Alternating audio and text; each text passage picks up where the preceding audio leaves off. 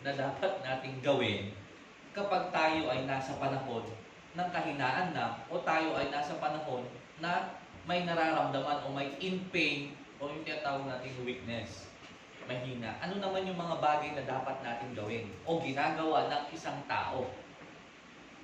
May mga bagay tayo na dapat gawin, may mga bagay tayo na dapat i-avoid, may mga bagay tayo na dapat ano sa Tagalog yung avoid? Iwasan. May mga bagay tayo na dapat iwasan kapag tayo ay nanghihina. Bakit? Kasi some of the things na yan ay pwedeng magdala sa atin sa kapahamakan at magbigay sa atin ng lalong kahinaan o lalong kasakitan, magbigay sa atin ng mga bagay na lalong magpapadown sa atin. Kaya napakahalaga na sa mga ganitong pagkakataon, that when the times na dumating sa atin yung pain, yung pain sa atin, alam natin yung mga bagay na dapat natin gagawin. Pansinin ninyo, ang daming nasisirang buhay dahil when times of their pain, when times of their weakness, hindi nila alam kung ano ang gagawin nila. Hindi nila alam kung saan sila pupunta. Hindi nila alam kung saan sila tatawag. Hindi nila alam kung sino sasamahan nila. Hindi nila alam kung paano nila pagtatagumpayan yung pain na naramdaman nila o kasalukuyan na pinagdadaanan nila. So what to do in times of pain? Ano nga ba yung mga dapat nating gawin? Kasi yun pa rin, babalik katuloy ito nung topic natin last Sunday. So yung ating tema pa rin, o yung ating text is doon sa Ecclesiastes chapter 3 verse 1. Then sabi doon, to everything there is a season and a time to every purpose under the heaven. May kanya-kanya talagang panahon. Na po, may panahon nga ng pagsilang, panahon ng pagkamatay, meron yung panahon na tayo malakas na, may panahon na tayo ay manghihina na, may panahon na tayo ay magaling, malusog, may panahon na tayo ay in pain, tayo ay nasasaktan. So lahat ng bagay may panahon, hindi aksidente ang bagay, kundi may panahon. Kung yung sasabihin na kahapon, ang saya-saya ko, tapos bigla akong lumungkot ngayon. Kasi nga, yung kahapon, panahon ng iyong kagalakan. Sabi nung kasabihan, pagka masaya daw ang isang tao, ang kasunod daw doon ay kalungkutan. Kasi nga, yun talagang panahon. Hindi kasabihan yun, kundi talagang nangyayari yun. Pwedeng mangyari yun. Kasi nga, lahat ng bagay may kanya-kanyang itinakdang panahon. Hindi pwede na sa lahat ng bagay masaya ka. O sa lahat ng panahon masaya ka. Subukan yung maging masaya sa lahat ng panahon. Sige nga, subukan yung maglakad dyan. Kahit gabi, nakangiti kayo. Sa bawah. Sa lahat pupunta nyo, nakangiti ka lang. May kimakausap sa'yo, nakangiti ka lang. Nagkwekwento sa'yo kahit malungkot, nakangiti ka. Tignan ko lang kung anong iisipin nila sa'yo. Diba? Kaya sa lahat ng bagay, lahat ng nangyayari, may kanya-kanyang itinakdang panahon. So, sa panahon na tayo ay in pain o nanghihina, ano ba yung mga bagay na dapat nating gawin o mga bagay na dapat nating iwasan? Una, avoid temptation. Ang taong in pain, yung taong nanghihina, nasa kanila ang pinakamalakas o yung malaking posibilidad na matempt. Ang mga nanghihina, ang mga under in pain, sila yung madaling matempt. Pansinin ninyo kapag ikaw yung pain, kapag ikaw yung nasaktan, tapos may kumausap sa'yo, sige, patulan mo. Kung ano yung ginawa niya sa'yo, gawin mo din. Matetempt yun. Bakit? Kasi nga nasaktan pa siya. Under pa siya ng pain. Tapos ang pumapasok sa kanya, nag-uudyok na yung sa tingin niya, yung pain na nararanasan niya, para lang maibsan yun, ay gumanti siya doon sa taong nakagawa sa kanya. Okay, so avoid temptation. Temptation is always around, but it is become more powerful when we are in pain. Ang temptation naman, laging nandyan lang yan . Nasa palibot lang yan, hindi yan nawawala. Hindi lang natin nakikita o hindi lang natin nabibigyan ng panahon kapag tayo ay malakas. Kasi nga, malakas tayo, kaya natin yan. Kaya natin pagtagumpayan, kaya natin baliwalan. But, nagiging malakas ang puwersa ng temptation kapag ang tao ay nanghihina. Ganun lang yan eh. Parang sa virus lang din yan eh. Tsaka sa immune system ng katawan ng tao. Pag malakas ang immune system ng katawan ng tao, walang kakayanan ng kahit anong uri ng virus na pumasok sa ating katawan. Kasi nga, malakas yung ating immune system. Pero kapag mahina ang ating immune system, yung virus madali tayong kapitan. Pansinin ninyo, meron yung alikabok lang, nagkakasakit na. Nakalangap lang ng alikabok, bahig na ng bahig. Tapos namumula na yung ilong. Tapos kinabukasan may sipon na, may ubo na. Bakit? Mahina ang immune system. Ganon din sa spiritual. Kapag malakas ang spiritual natin, kapag yung spiritual natin ay fully feed ng Word of God, ang temptation laging nandyan. Pero mapagtatagumpayan natin dahil malakas yung ating spirito.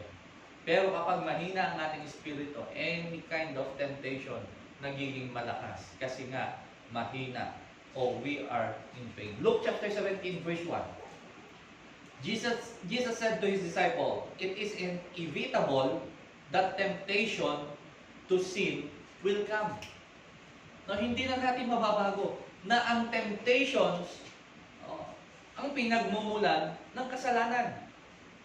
Bakit nagkasala si Eva? Dahil na-tempt na kunin, pitasin at kainin yung bunga na ipinagbabawal na puno. Kasi nakita niya ang ganda sa paningin at mukhang masarap. Doon pa lang pumasok na yung temptation. Doon sa tao. Diba? Kaya nang sabi ng Biblia, kung ang mata mo ang nagiging sangi ng pagkakasala, dukutin mo yan, itapon mo doon sa dagat. Di ba, wala ka ng matang pumunta ng langit kaysa buo ang buo ang parts ng iyong katawan na pumunta ka sa impyerno. Pero syempre, hindi literal yon. Kasi kung literal yon, wala na tayong mata lahat. Diba? Hindi tayo magkakakitaan. Kaya sabi niya, kung ito ang nagiging dahilan, ito'y kailangan baguhin. Ito yung kailangan nating palakasin. Ito yung kailangan nating isuko sa ating Panginoon. Ang dapat ang nakikita ay yung mga plano at yung mga bagay na ipinapagawa lang ng Lord sa atin. Sabi pa dito, but how terrible it will be for the person through whom they come. Darating at darating ang temptation. Darating at darating yung virus. But the question is, nung dumating ba o yung dumating ba yung temptation na yun, nasa ang lugar tayo? Nasa malakas ba tayo na pagkakataon o tayo ay nanghihina? So kapag dumating na tayo dun sa point na tayo po ay nanghihina, we need to avoid temptation. Avoid temptation. Matthew 6:13. Anong prayer? And even si Jesus, ano yung prayer niya? Di ba? Sabi niya, and lead us not into temptation. Huwag mong ipahintulot na kami ay matukso. But deliver us from evil. Bagkus kami iyong ilayo. Right? Kabisado niya yan, yung panalangin na yan, Our Father in heaven, hallowed be thy name, your kingdom come, your will be done, on earth, as it is. Yung prayer na yan is very powerful. Very powerful. But that prayer, ibinigay ni Jesus yan to have a pattern kung paano tayo mananalangin. Kasi sabi niya, nung sa wikang Tagalog, sabi niya, ganito kayo manalangin. Ibig sabihin, ganito kayo manalangin, Ama namin na nasa langit. Dapat pag nagpre-pray tayo doon sa ating Panginoon na nasa langit, i-acknowledge natin, i-address natin yung ating prayer sa Amang nasa langit, hindi sa dingding, hindi doon sa kung ano-anong nakalagay, kundi doon sa langit. Ama namin na nasa langit. Sambahin ang ngalan mo. Dapat sasambahin ang ating Panginoon. Sabi niya, dito sa lupa,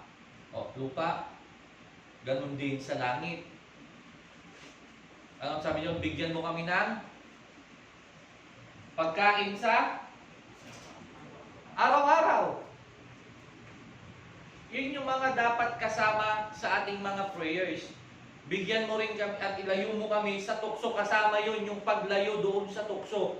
Dapat ipinapanalangin natin na, Lord, ilayo mo ako sa tukso. Hindi yung tukso ang lalayo sa atin. Born again na ako. Lalayuan na ako ng tukso. Hindi. Ang tukso nandyan. Pansinin ninyo, kapag inaasar kayo ng mga kaibigan ninyo, kapag tinutukso kayo, lumalayo ba sila? Di ba lumalapit? Yung kung gusto kulang pa nga lang, halos magkadikit na yung mukha nyo sa mukha niya. Tsaka kanya tutuksoin eh. Tapos sino ang lumalayo? Yung tinutukso. Pero bago pa siya lumayo, masama na ang loob. Galit na.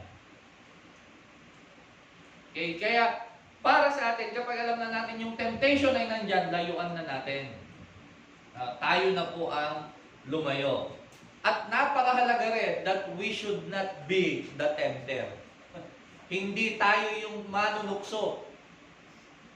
Nanghihina na nga tayo pa yung tumutukso. O alam na nga natin na meron tayong kaibigan na nanghihina, tayo pa yung magiging dahilan para siya'y matukso. O ang daming ganyan. Lalo na sa magkakaibigan, lumapit yung kaibigan niya, yung barkada niya doon sa, siyempre, doon sa mga ka-close niya, anong i-advise ng mga kaibigan niya? Sabi ko naman kasi sa iyo eh. Diba? Dapat noon pa, hiniwalayan mo na yan. Dapat noon pa, si ganito na lang. Dapat, wala na. No? Sila na yung nagiging tempter sa'yo. O pwede rin naman yung ikaw yung pupunta doon, tapos sasabihin mo, samahan nyo nga ako, may problema ako ngayon. Gusto kong makalimot. Kung gusto mong makalimot, ang ipag-pray mo, magkaroon ka ng amnesia. Di ba? Hindi yung magpre-pray na, hindi yung bibili ka ng alak, gusto kong makalimot ngayon, gusto kong makalimutan ang lahat ng problema ko. Pagka sinabing may, halimbawa may nakapagsabi sa inyo ganun, halika ipag-pray natin, natanggalin na ng Lord yung utak mo. Tanggalin ng Lord lahat ng alaala mo, tanggalin ng Lord yung isip mo na wala ka na talagang maalala. Halika, mag-pray tayo na Lord, alisin mo po yung isip, yung alaala ng taong ito, ngayon din para makalimot na po siya. Para wala na siyang maalala. Hindi eh. Ang gusto niya kalimutan, yung pili lang. Ang tao, kung gusto talagang makalimot, magpatawad. At kalimutan yung problema. Paano mo makakalimutan kung galit ka pa rin sa kanya? Sa tuwing nakikita mo, kumukulo yung dugo mo. Datamanik. Mapatublak ka kumang. Sa isip mo lang ba'y inaaway mo na siya? Di pa ilang sumsum, tasumon mo. Di ba? Galit ka na, paano ka makakalimot? Diba? Ang taong gustong makalimot, dapat nagpapatawad. Amen. Nang sa ganon, pag nakita mo na siya, wala na. Hindi yung nanggagalaiti ka na sa galit, nasisira yung araw mo, ang ganda-ganda ng araw mo, pagkagising mo pa lang, kumakanta ka na, habang naliligo ka, kumakanta, pati nung nagbibis, pati nung nagsusuklay, ginagawa mo pang mic yung suklay, pasayaw-sayaw ka pa, paglabas mo ng bahay, nakasalubong mo siya, kumulo, sinira mo yung araw ko. Wala na, sira na yung araw niya, nang dahil doon siya nakita niya. So, tapos gustong makalimot, ang gustong makalimot, nagpapatawad. Kung gusto mo talagang makalimutan yan, patawarin mo yung tao, then sabihin mo sa Lord, Lord, i-release mo yung meron ako. Huwag kayong magtanim ng sakit sa puso. Kaya ang Pilipino, ang daming high blood, daming sakit sa puso. Number 1 na sakit sa puso. Bakit? Ang tinatanim, sakit sama ng loob. Ano nga aanihin? Diba? May sakit sa puso. Nagtanim ka ng sakit. Pambihira. Saan mo tinatin yun? Sa puso. Diba? O ano pa? Ang daming masakit ang ulo. Bakit? Lahat na lang naging problema. Lahat pinroblema. Lahat tinatanim sa utak. ba? Sakit sa utak, o di ba? So, napakahalaga na tayo ay hindi maging tempter din. Pangalawa po na dapat na ginagawa o dapat na iniwasan ng mga taong in pain is to avoid infection. Yung kanina, temptation. Ito, infection. Avoid infection. Pagka nasugat ng isang tao, ang una niya nang i-avoid dapat dyan yung infection. Huwag nang sisisihin. Halimbawa, ihiwa ng kung ano man yung inihiwa niya dahil sa hindi nga sanay sa trabaho, nahiwa, kulang yung inihiwa, nahiwa yung daliri. So, huwag mo nang sisihin yung kutsilyo. Huwag mo nang sisihin yung nanay mo, inutusan ka. Huwag mo nang sisihin kahit sino. Ang una mong isipin, to avoid the infection. Ano ba yung dapat mong gawin? To avoid na huwag ma-infect yung sugat. Kasi pagka na-infect yan, diyan na magkakaroon ng mas malaking problema doon sa infection. Merong mga bagay o different kinds of infection. Meron yung tinatawag tayong physical infection. This is the basic level of infection. Yung physical infection, makikita mo kasi, literal yan eh. Makikita mo, parang doon sa Leviticus 13:4, sabi ito, if the spot of it on his skin is white, but does not appear to be more than skin, or skin deep, and the hair in it has not turned white, the priest is put the infected person in isolation for 7 days. So, tingnan nyo, kahit noon pa meron nang ina-isolate, may napa-quarantine na. Meron nang nag-i-stay doon sa isang lugar. Pag yung balat nila noon, yung balat, sakit sa balat. Kasi ang tao, kaya ina-isolate kasi may sakit. Kaya minsan ang tao, huwag magdamdam kapag ka ina-isolate. Hindi ibig sabihin pinandidirihan. Kundi huwag parang hindi makahawa. Kasi kapag ang lahat nagkasakit na, sino mag-aalaga? Diba? Kaya dapat we need to avoid that physical infection. Sa una pa lang, gamutin na natin. Sa una pa lang, alamin na natin kung ano yung pwedeng ilagay, kung ano yung pwedeng igamot para hindi na makahawa yung sakit na yun. Kung kinakailangan na ikaw yung umiwas ka, inuubo ka na nga, ayaw kang lapitan, natural. Sino ba naman may gusto na mahawahan ng ubo? Halika, uubo ko. Anong gusto mo? Haharap pang ganun sa'yo? Ay, hindi. Lalayo ang ganyan. Lalo sa panahon natin ngayon. Umubo ka at saka kabungahing. Nang walang mas, ang sama ng tingin ng tao sa'yo. Sasabi mo, nakamas na, magtatakip pa ng... baka kung kasakay mo sa jeep, tapos bigla kang umubo-ubo na gano'n, magbababaan lahat yun eh. Dalawa lang pwedeng mangyari doon. Kung hindi ikaw ang pababain, bababa lahat yun, pati driver. Kaya, huwag tayong magkaroon ng pagtatampo, huwag tayong magkaroon ng bagay na ikasasama ng loob natin. Kung minsan may mga tao na ayaw lumapit sa atin when times na tayo ay infected. O, ganyan kayo, akala ko sa lahat ng oras magkakaibigan tayo. Hindi ganon. Bakit pinagdidirihan ninyo ako ngayon? Kung may COVID ako hindi ganon. Hindi basta-basta yung ganyang mga sitwasyon. Kapag ikaw na-infect na, yung physical mo infected na, you need to isolate. May mga tamang tao na gagamot sa'yo yan. Okay? Another infection about doon sa infection is mental infected. O yung mental infection. Ang mental infection naman dyan, ang sintomas niya, may symptoms yan eh. Yung puro mali ang nakikita, may problema yan. Akala kasi natin, kadalasan ang may problema lang sa isip, yung mga wala sa isip. Diba? Yung tawa ng tawa, kwento ka, wala pang kwento, tawa ng tawa, tapos yung kumakain ka, tawa ng tawa, tapos yung bigla ka na lang nakatulala, tapos maya-maya tatawa ka. Akala natin ganun yung mga may problema. Hindi, yung binibilang yung mga dumadaan na langaw doon sa kanila. Tapos tatanungin yung nanay niya kung ilan na yung nabilang niya na dumadaan na sasakyan. Yung mga ganon, hindi ganon. Ang tao, mapakonsider natin yan na meron din siya, na infected din yung kanyang mentality kapag puro mali ang nakikita. Na kapag wala ng tama na nagawa ang isang tao para sa kanya. Kaya lang naman mali ang nakikita mo sa isang tao kasi galit ka doon sa tao na yun. Walang tama na magagawa ang isang tao na galit ka sa kanya. Kahit tama na para sa kanya yung ginagawa niya, para sa iyo mali pa rin. Kasi galit ka sa kanya. Diba?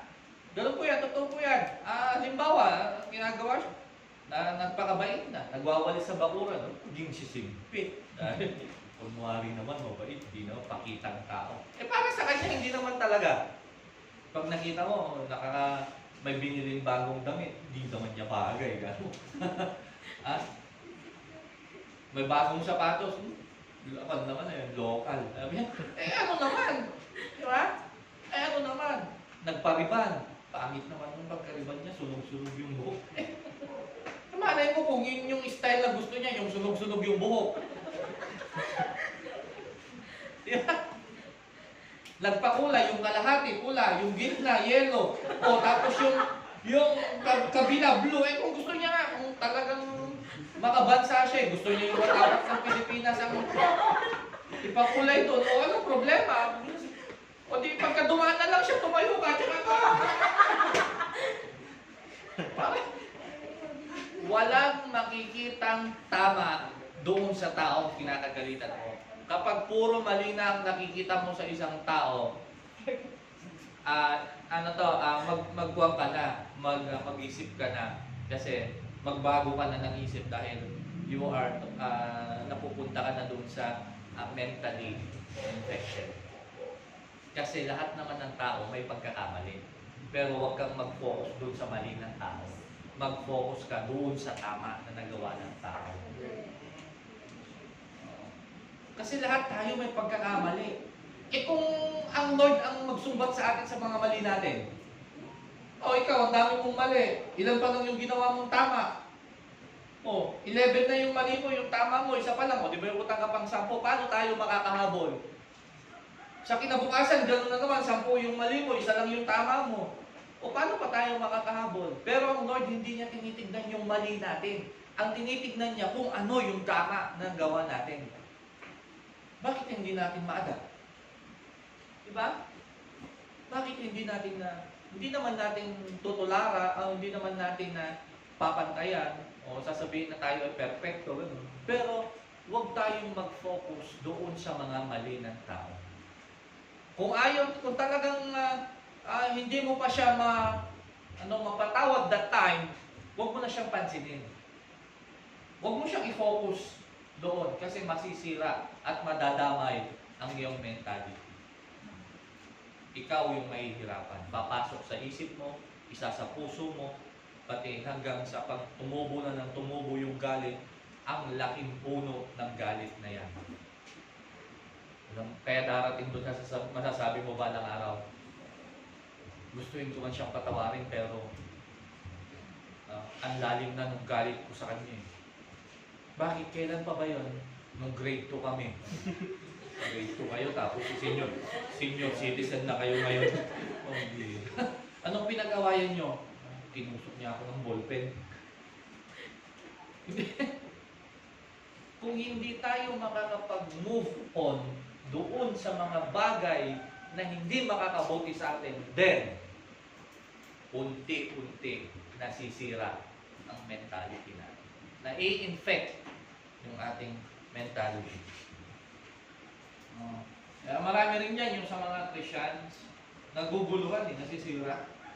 Nasisira yung ano ba yung mga nakinig sa ganito, oo nga, nakinig sa ganun, oo nga, mali. Marami sabi ng Hebrews chapter 13 verse 9, sabi niya, do not be carried away by all kinds of strange teaching. May mga strange teaching kasi. Sabi nung meron yung mga turo na pagka ikaw ay naligtas ka ay gumawa ka na ng pagkakamali, ligtas ka na. Kasi nga, ligtas ka na eh. Diba? Kapag ikaw na save ka na. May nakausap ako na ganyan eh. Bakit? Sabi niya, hindi na kailangan na humingi ng tawad para maligtas. Bakit yung nakasama ni Kristo na nakapako doon sa cross, humingi ba ng tawad? Hindi ba't sinabi ni Kristo, ngayon din isasama kita sa aking paraiso? Diba? May nabasa ba kayo doon na humingi siya ng sorry? Doon siya yung, di ba, dalawa yon yung kasama niya, isa sa kaliwa, isa sa kanan. Tapos yung isang, sabi nung isa, kung ikaw ang talagang Diyos, bumaba ka dyan. Iligtas mo ang sarili mo, pati kami, iligtas mo. Anong sabi nung isa? Huwag kang ganyan.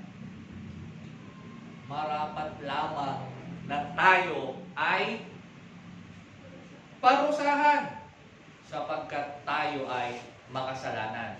Subalit ang taong ito ay matuwid. Kaya sabi niya, alalahanin mo ko kapag ikaw ay naghahanin. Anong sabi ni Jesus sa kanya? Ngayon din. Nagsisi hindi. Nagsisi siya. Kasi ang sabi niya, huwag kang ganyan. Itong tayong dalawa ay nararapat lamang na parusahan. Sapagkat tayo ay makasalanan. Inamin niya na sila ay makasalanan. Ang pag-amin ay pagsisisi. Although walang nagsabi doon na patawarin mo po ako, walang word doon na sinabing sorry, pero ang pag-amin ng kasalanan ay nangangahulugan ng pagsisisi. Bakit mo inamin ang isang kasalanan? Kasi nagsisisi ka. Kasi ang hindi marunong magsisi, huling-huli na, hindi pa umaamin. Ikaw kumain ng manok? Sabi niya, nasa bibig niya. Bakit mo inubos yung pansit? Sabi, hindi naman ako. Sabi niya, may nakalitaw pa na isang libla ng pansit dito, hindi niya nalulun lahat. Diba?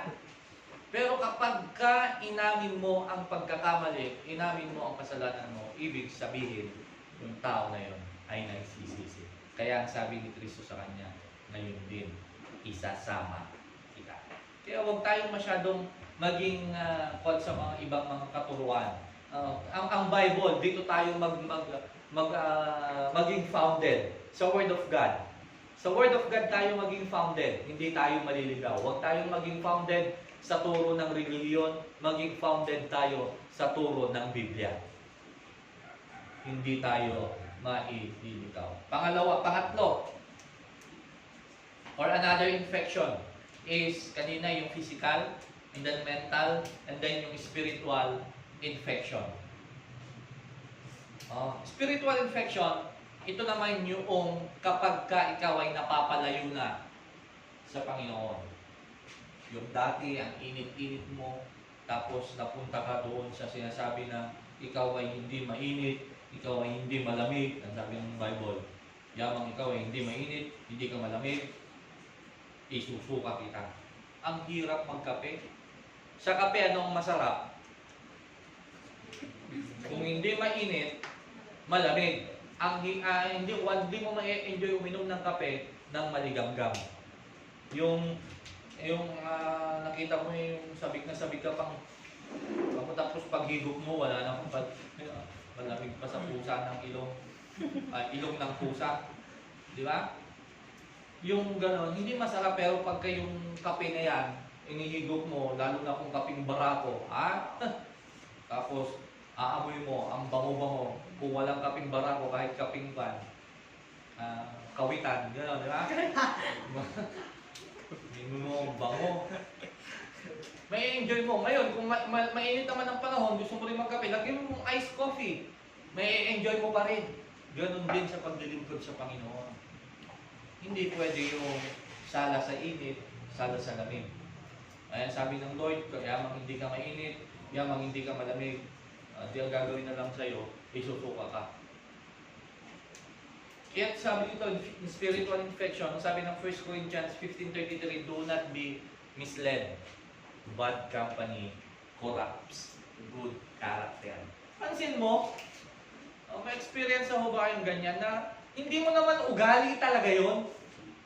Pero dahil doon sa mga nakakasama mo o pinili mo na makasama, dumating yung panahon na yung hindi mo ginagawa before, nagagawa mo na. Why? Kasi nga, bad company corrupts good character. O dati, hindi ka nangungopya, nagre-review ka, ang sipag-sipag mo mag-review. Napasama ka doon sa grupo ng mga mangungopya. Tapos nakita mo, hindi man sila naghihirap, enjoy pa. Sa bandang uli, hindi ka na rin magre-review, ang gagawin mo, mangungopya ka na rin. Bakit? Mga simple illustration. O dati, hindi ka naman umiinom. Ang kasama mo, laging manginginom. Tapos sa bandang uli, sasabihin mo, ba't kaya naumpisahan ko to? Dati, hindi ka naman naninigarilyo. Yung kasama mo, laging naninigarilyo. Hindi, vape naman ito. Ano pinagkaiba nun? Cigarette pa rin. Pa kaya gumagastos kung gusto rin din naman, di ba? Yung sigarilyo, sususupin mo naman yung usok, di ba?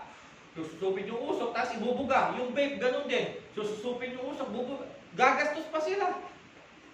O di magpangkumuha na lang sila nung sa pagkakahoy yung pinangluluto, susupin nyo yung usok doon. Ayun, di. Total, usok lang naman pala yung gusto. May flavor daw kasi. O di, sprayan nyo ng flavor.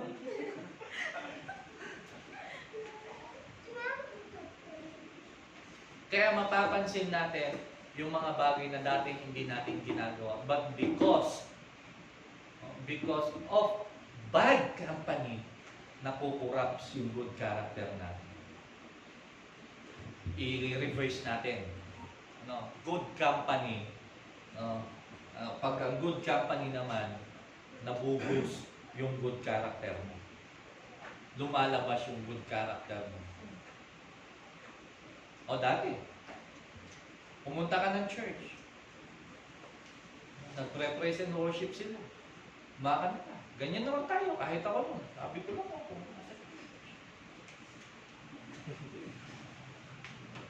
Pagka nag-worship na, lalo na pagka yung kumakanta, nag-aagawan sila, nag-aaway sila ng gitara. Pero dahil sa nakikita mo, tumatagal, dahil marunong ka na rin pumalakpak. Mapalakpak ka nung una, nandito lang sa...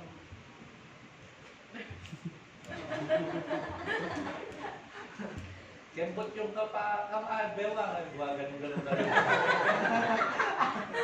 Parang wala. Pero habang tumatagal na yan, habang tumatagal, nakaganon ka na.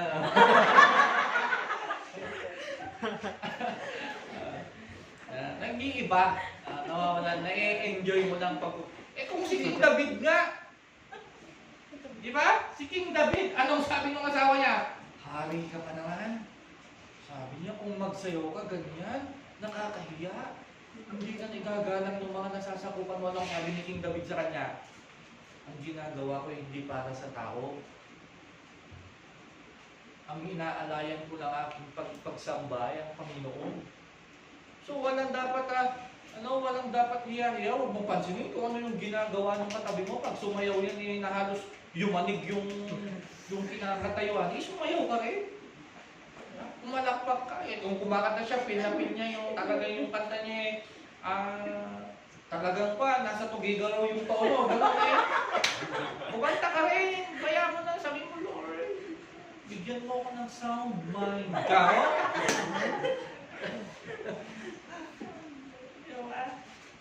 Kaya nasa company, may kasabihan nga, sabihin mo sa akin ng kasama mo o kaibigan mo, sasabihin ko sa'yo kung sino ka. Di ba? Kasi nga, kung sino yung lagi mong kasama yun, sino yung grupo ng yung mga sabongero?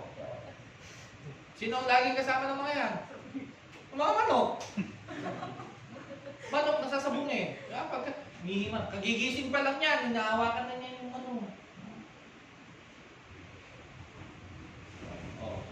yung asawa niya, hindi niya mahalikan.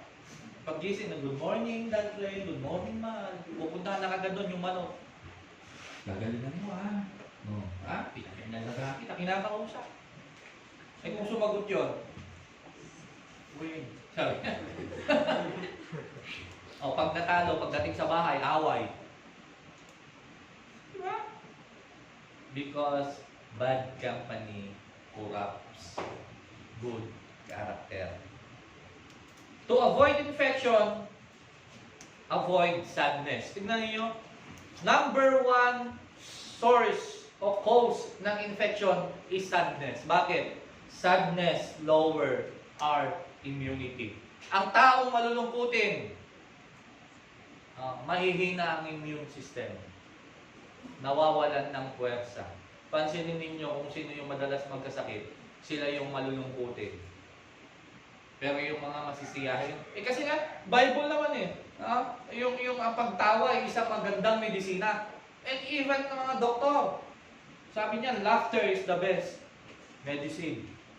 Kasi pag tumatawa tayo, na-exercise yan, maraming muscles ang na-exercise. At ang taong masiyahin, pansinin ninyo, ang taong masiyahin, parang hindi basta-basta tumatanda ang itsura. Pero yung mga taong mas matatangos pa ang nguso kaysa sa ilong, paggising pa lang, nakabisod ka na umisod, 13 years old pa lang, parang 45 na yan. Yung lahat ng bagay, pinoproblema. Lahat ng, wala naman, hindi naman niya problema, pinoproblema niya lahat. Parang pinagtakluban na daw siya ng mundo. Sadness, lower our immunity. Lalo na mga Pilipino, ang hihilig makinig ng love song. Broken hearted na nga, love song pa pinapakinggan. Below, pinapanood yung mga love song, naalala, yung sakit, umiiyak. Mag-isa niya ganyan, nakikinig nung music na umisa, umiiyak na, naaalala kung ano. Tapos, wala na, ang lungkot-lungkot na nung araw niya. Pinapalala pa yung problema. May naitulong kaya, wala naman. Tapos mag-i-emo. I'm sad. Paulo. Ano ka, bata? Makikinig ka ng music. In pain ka na nga. Broken ka na nga. Papakinggan mo pa yung ikaw ang kasama, iba ang gusto, sabi niya. Yung mga kanta ngayon, puro mga paghihiwalay eh. Wala na yung mga kanta talaga na about sa nagmamahalan. Kaya, ang daming mga kanta ngayon, ang daming mga tao ngayon, puro broken. Bakit? Lahat ng mga kanta para sa broken. Na-a-adapt ng tao. Yung mga kanta noon, may mga essence eh. Para sa mga nag-iibigan talaga. Yung kanta noon, two less lonely people in the world. Diba? Dalawang tao ang nabawas, o dalawang tao ang naibawas doon sa mga malulungkutin, o nabawasan ng dalawang taong malungkot. Bakit nagtagpo yung isang lalaki at isang babae? Nagtagpo o nagkaibigan. Mga kanta ngayon. Ikaw sa'yo, ako ay akin. Pero nga, iba na yung sadness lower our immunity. You know what? Before the pandemic or before the COVID-19, sadness is the worst epidemic. Ang kalungkutan pala, yung pinaka-worst na epidemya, sa ibang bansa, yung mga tao nadi-depression daw, ang mga malulungkot na suicide.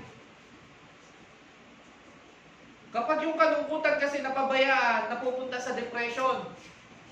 At ang tao kapag na-depress na yan, ay magulo na ang utak. Kaya huwag nating hayaan na tayo malungkot sa mga bagay na hindi naman dapat kalungkot-lungkot.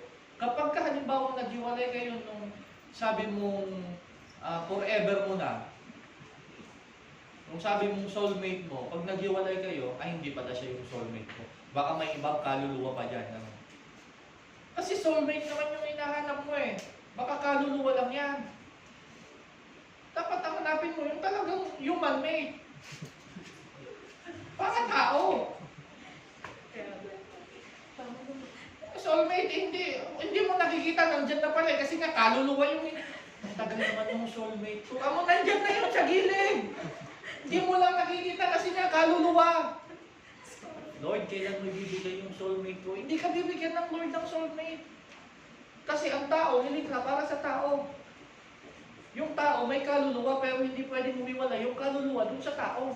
Ang hiningin mo yung buo, yung may kaluluwa, yung may spirito, at syempre may katawang panlupa. Lord, bigay mo na po sa akin na yung taong may katawan, taong may kaluluwa, at taong may spirito, kamo, ganon. Hindi yung soulmate lang. Oh, binigyan ka ng kaluluwa, proud ka eh. Boyfriend ko pala, asa? Kaluluwa, hindi mo ba nakikita?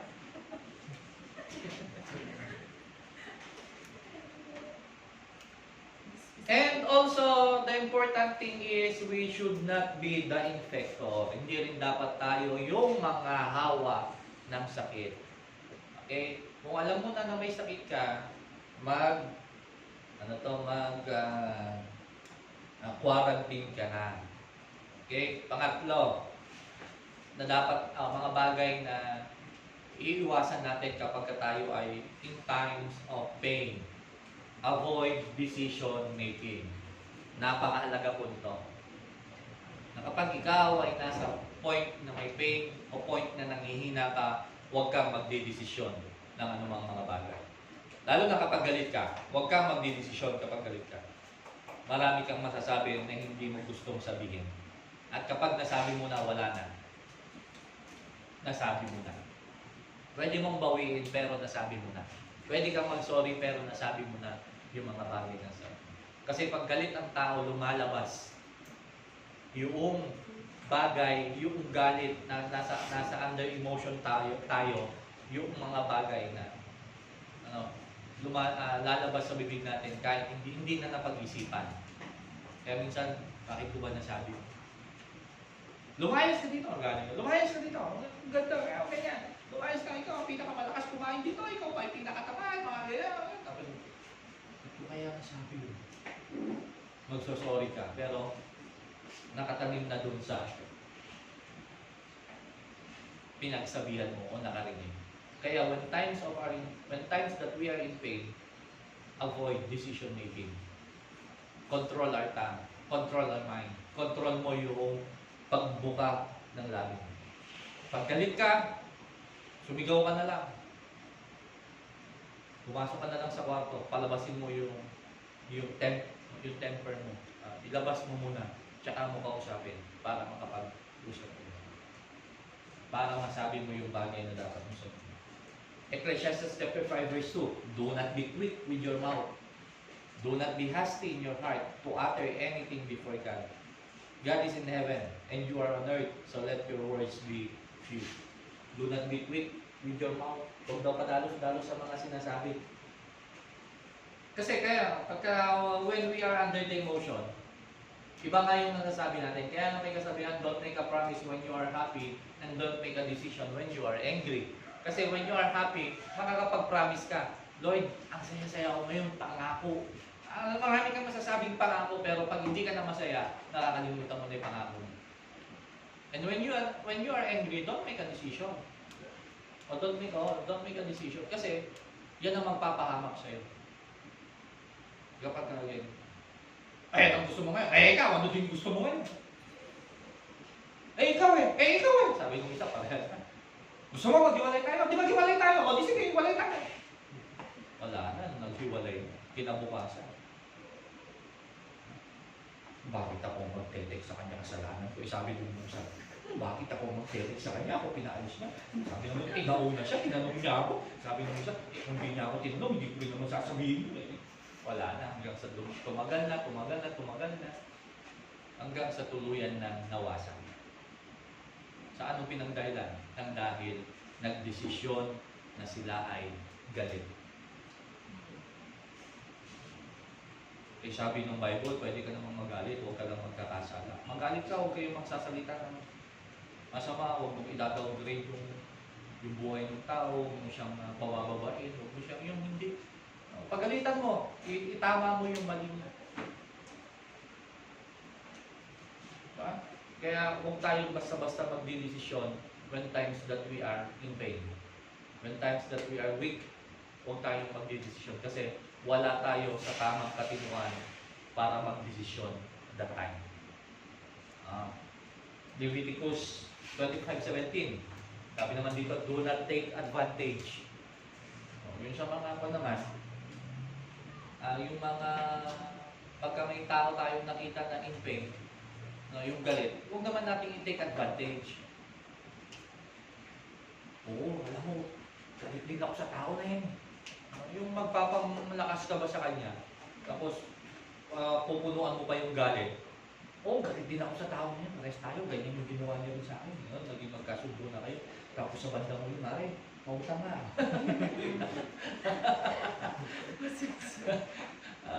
Magkasundo na, naging magkasundo lang kayo, para lang meron ka kasi gusto sa kanya ng ibang bagay. Parang gano'n. Sasakayunan mo kung ano yung kilalala. Huwag tayong huwag mong take advantage sa isang bagay. Pang-apat, when we are in pain or when we are feeling weak or in pain, find time to rest. Hindi mo masamang magpahinga. Ang taong napapagod, ang kailangan niya pahinga. Ang taong pagod, hindi niyan kailangang maglakwat siya. Ang taong pagod, hindi kailangan na pumunta sa kung saan-saan. Ang tao na pagod, ang unang-unang kailangan magpahinga. Nung galing kami, itong week na to, halos araw-araw nasa Cagayan kami. Last ng Friday. Nung Friday, pagdating namin, antok na talaga ako. At maghapon ako ng drive, tapos yung pinuntahan namin doon. Pagdating ko sa bahay, parang naramdaman ko sa sarili ko na yung mata ko gusto kong idilat, pumipikit na. Kausap ko yung wife ko, nag-uusap kami, pumipikit na yung mata ko. Sabi niya, sige matulog ka na. Natulog ako. Kahapon, hindi ako lumabas ng bahay. Lumabas lang ako saglit, may bigil lang ako sa pharmacy. Kasi gusto kong magpahinga. Nandun lang ako sa bahay. Nandun lang ako sa kwarto. Nag-aaral, natulog, kumain. Yun lang ginawa ko. Magpahinga. Doon lang, kahapon talaga. Halos sabi ko, ngayon ko lang ulit naranasan yung buong araw nasa bahay ako.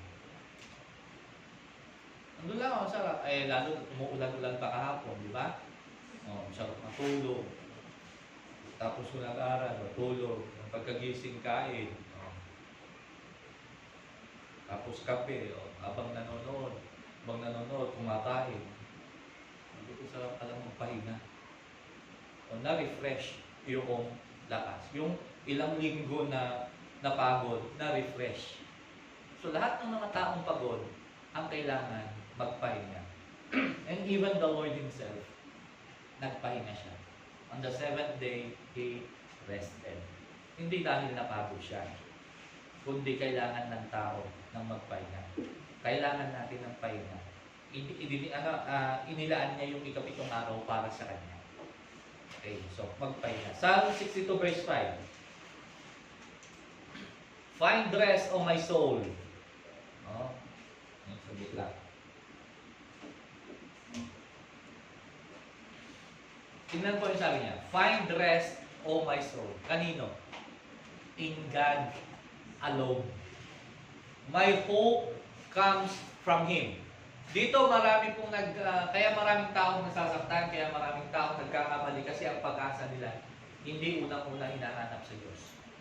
Dapat sa Diyos po natin unang-unang ialay ang ating pag-asa dahil Siya ang hindi nagpapaasa. Kung ano yung pangako niya, tinutupad niya. Umasa ka sa taong masasaktan ka. Umasa ka sa kung kanino masasaktan ka. Bakit? May limitasyon yung kakayanan ng taong yan. Pero umasa tayo sa Diyos, hindi tayo mabibigo.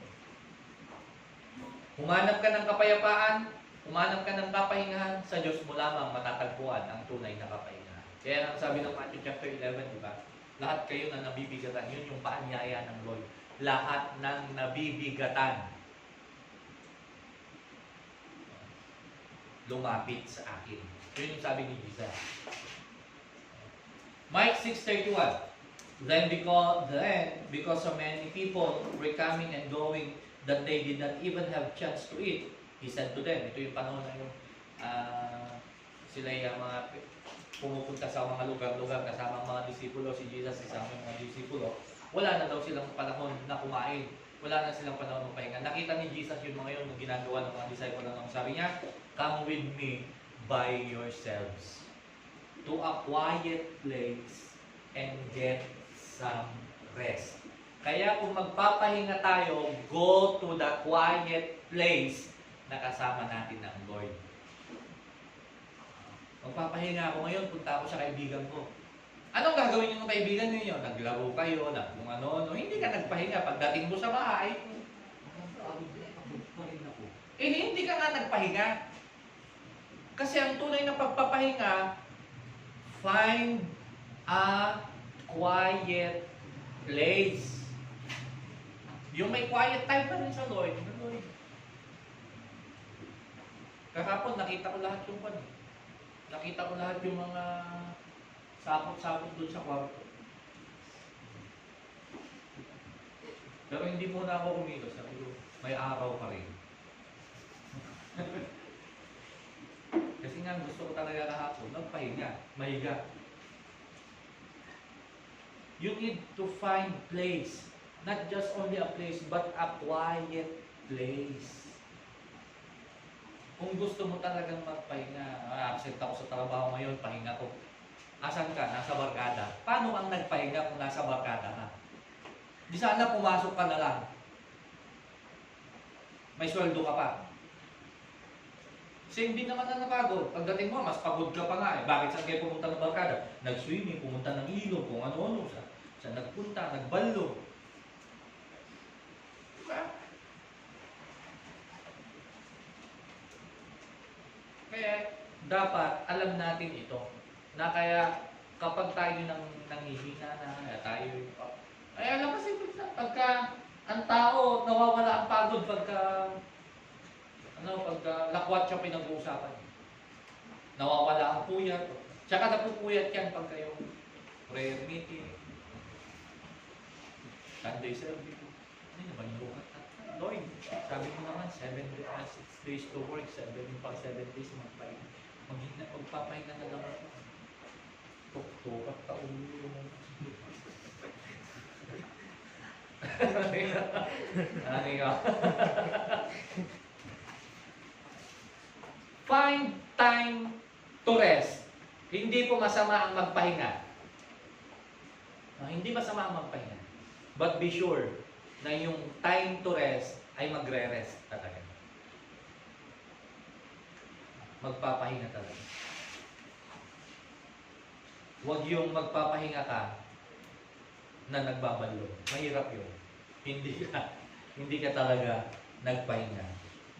Or, kapag pagod ka talaga, kailangan mo naman yung may mga bago. Meron kasi sa buhay natin yung parang hindi lang tayo physical na pagod.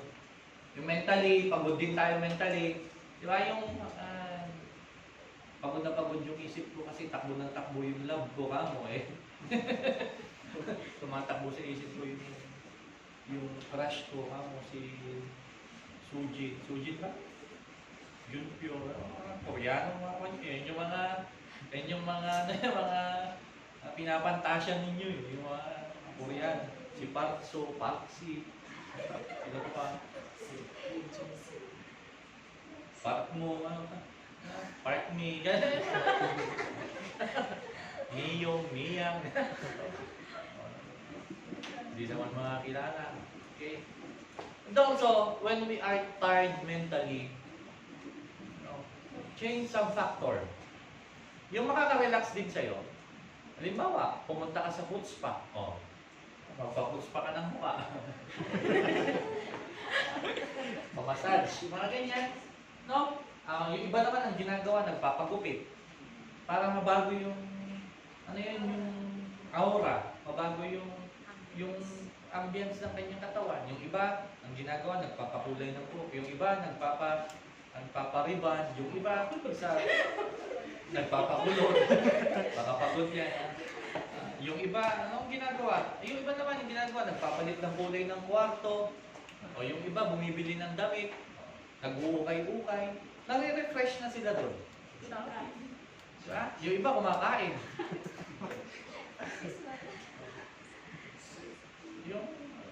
Yun yung stress reliever. Nung nakita yung nanonood sa salamin, lalo na stress. Bakit? Ay, dati small knock lang. Ngayon, 4XL. Dapat na XL na. Hindi, may mga bagay po. Pwede yan. Gawin natin, change some factor. But be sure na yung gagawin natin is makakaalis ng stress. Makakaalis ng pagod. Hindi yung gagawin mo na makakapagod, makakadagdag ng pagod. Change your equation. Yung mga bagay, yung mga pananaw mo, palitan mo. Because your product is the outcome of parts.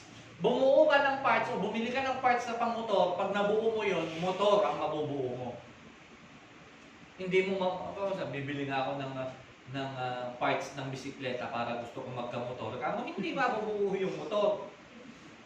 Pang bisikleta yung parts na kinuha mo iniipon mo yung ginagawa mo. Ang kailangan mong kunin kung gusto mo magkamotor, parts ng motor. So the product is the outcome of parts. Kaya kung gusto mong maging maligaya, gumawa ka ng mga bagay na makakapagpaligaya sa'yo. Kung gusto mong maging stress-free, gumawa ka ng mga bagay na makakapagpa-stress sa'yo. Kung gusto mong makapagpahinga nga, magpahinga ka. Kasi the parts, the product is the outcome of the parts. 1 Kings, parang itong si Elisha. So 1 Kings chapter 19 verse 4 and 5. Sabi niya, while he himself went a day's journey into the desert, he came to a broom tree, sat down under it, and prayed he might die. I had enough, Lord, he said. Sabi niya, Lord, kunin niyo na po ang buhay ko. Dahil sa pagod niya. Yung time na nakipagkaroon siya ng mga na-meet niya yung mga propeta ni Baal, yung propeta, yung Jezebel, na napagod siya. Kasi tao lang din na. Napaupo siya, sa isang puno, naupo siya, sabi niya, Lord, kunin mo na po yung buhay ko. Kaya marami din mga tao rin na nagsasabi, kaya't kumatayin. Kaya't kung sa matayin, sabi. Pagod na ako. Gusto ko nang mamatay. Sawang-sawa na ako sa buhay na to. Gusto ko nang mamatay. Tumahol lang naman yung aso, natakot.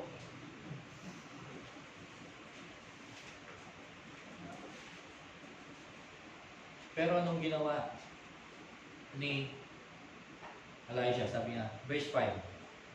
Then he lay down under the tree and fell asleep. All at once, an angel touched him and said, get up and eat. Natulog. Yung taong pagod at gusto nang mamatay, natulog lang at kumain. Pagkagising, ayun, ready na naman. Kaya ang tao talaga, kapag pagod na pagod, ang kailangan gawin, matulog, magpahinga. Pagkatapos, kumain. And then ready ka na naman sa panibagong challenge. Hindi nga masama ang magpahinga. Kailangan ng katawan natin ang magpahinga. Pero kung pahinga naman, hindi rin maganda. Kung puro pahinga, kailangan din magtrabaho. Lord, gusto ko magpahinga. Saka na ako magtatrabaho. Lord, saka na ako maglilingkod, magpapahinga muna ako. Ilang taon ka na ba nagpapahinga? Pan na po ngayon, 4 years. Kailan mo gustong maglingkod? Pag hindi na po ako pagod.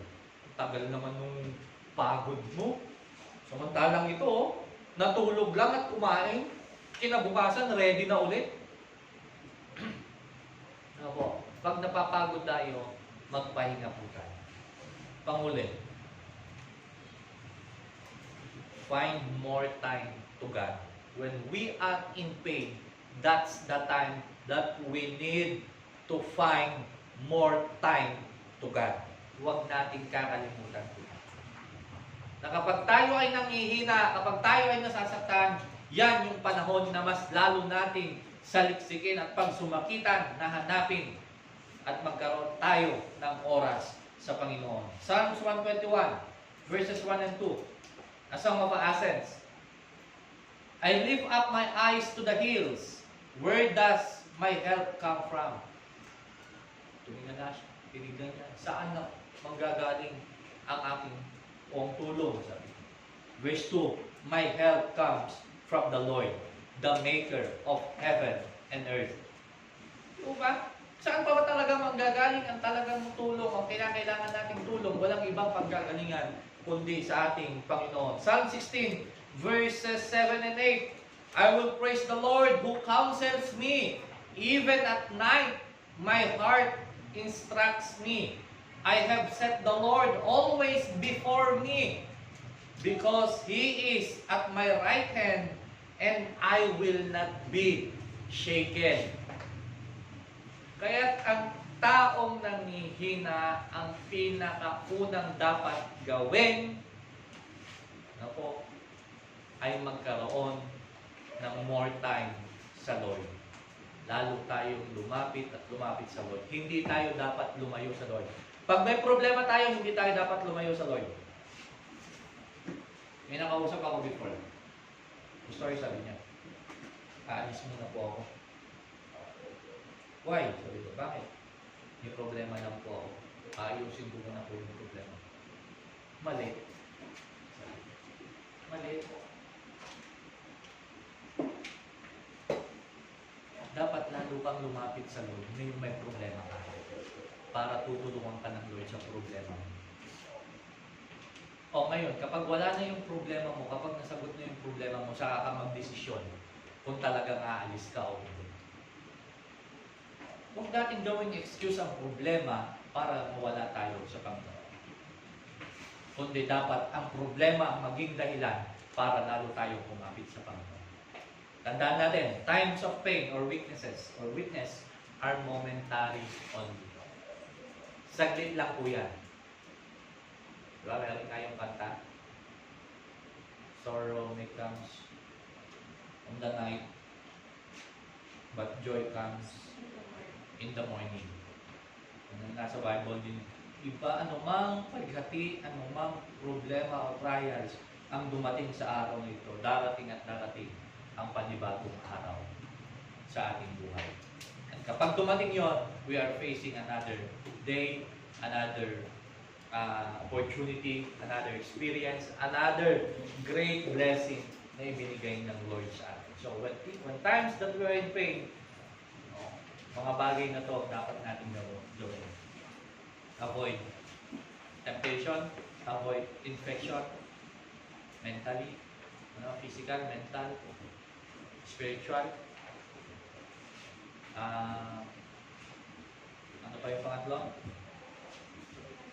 Find time to rest and find time to God. Avoid also making decision. Avoid making decision. So, yun po. At naway, huwag po tayong pag tayo po'y nanghihina, huwag po natin kakalimutan na ang lahat po ng yan ay pinagdadaanan ng bawat tao. Kailangan po natin, pag tayo'y napapagod, magkaroon tayo ng more time sa Lord. Magpahinga po tayo and give more time to God. Amen. Palakpakan po natin ang Lord. Ayaw po natin tumayo. Ayaw po'y manalangin. Yes, Lord, salamat po Panginoon sa iyong mga salita. Salamat po, God, sa iyong kabutihan sa amin. Salamat po dahil kami iyong pinapalakas sa oras na aming kahinaan. Lord, we pray na when times that we are in pain, when times that we are weak, Mighty God, alalayan mo po kami. Lord, gabayan mo po kami nang sa ganon hindi po kami lalong mapahamak, hindi po kami lalong mapalayo sa iyo, kundi lalo kami mas mapalapit sa iyo sa panahon na ganito ang nararamdaman namin. Salamat o Diyos sa iyong buhay na binigay sa amin Salamat sa pagkakataon na kami iyong maging lingkod sapagkat nagkakaroon kami ng comfort. Ano mang dumating sa amin, nandyan ka, Panginoon. Salamat po, God. Maraming salamat. In Jesus' mighty name. Amen. Amen. God bless po.